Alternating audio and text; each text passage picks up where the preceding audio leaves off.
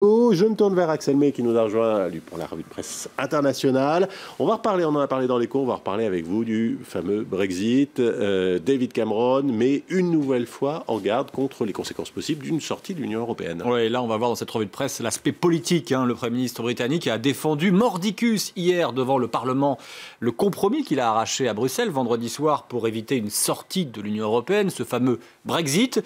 Mais dans une tribune publiée dans le Daily Telegraph que nous évoquions hier à la même heure sur cette antenne, le maire de Londres, Boris Johnson, a assuré que le Brexit était une chance unique d'obtenir un véritable changement.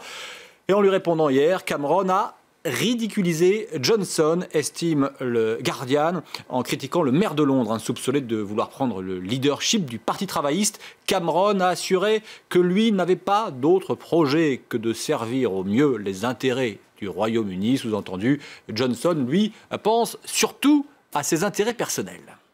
The Independent illustre la guerre ouverte chez les travaillistes sous les traits de la famille Adams.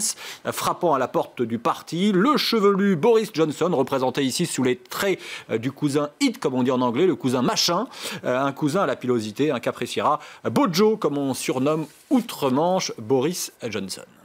Le Daily Mail, lui aussi, s'en donne plutôt à cœur joie ce matin. Oui, mais là, le quotidien qui fait campagne pour une sortie du Royaume-Uni défend Johnson, parlant d'attaques sauvages de Cameron à son encontre. Ça se gâte pour le Premier ministre, écrit le Daily Mail. Et quand on ouvre le journal, ça continue avec ce titre en page 9.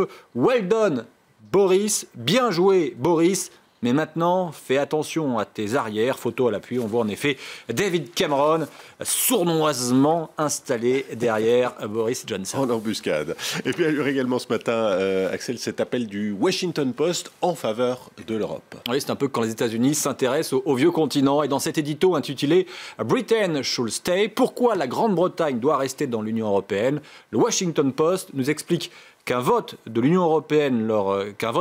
l'Union européenne lors du référendum du 23 juin serait un pas dans l'obscurité qui nuirait sans doute grandement à la capacité de la Grande-Bretagne à rester un partenaire stratégique des États-Unis.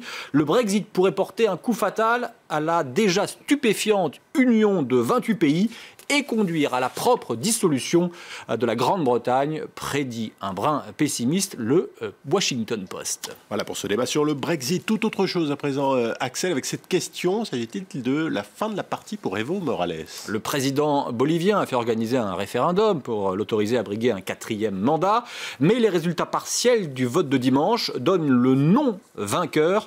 Les opposants ont célébré la victoire, mais le gouvernement appelle à attendre les résultats définitifs, peut-on lire dans le journal Diario. Autre journal bolivien, Los Tiempos, écrit que le gouvernement espérait transformer ce référendum en faveur d'une modification de la Constitution en un plébiscite et que les résultats montrent aussi que le fossé inquiétant entre les zones rurales et les zones urbaines est maintenu, car la victoire du non, poursuit Los Tiempos, dans les 9 capitales départementales a été forte, alors que dans les zones rurales, traditionnellement favorables à Evo Morales, champion autoproclamé du socialisme, eh bien, cette victoire est bien moins nette. Il faut dire que ce référendum est survenu sur fond d'accusation de trafic d'influence à l'égard de Morales.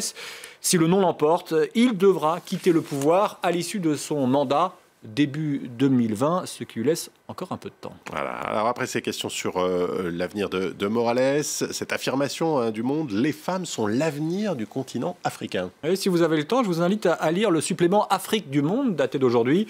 C'est indéniable, la croissance de l'Afrique dépend du fort potentiel de ces femmes, écrit le quotidien français, qui organise aujourd'hui une journée de rencontre pour témoigner de cette réalité.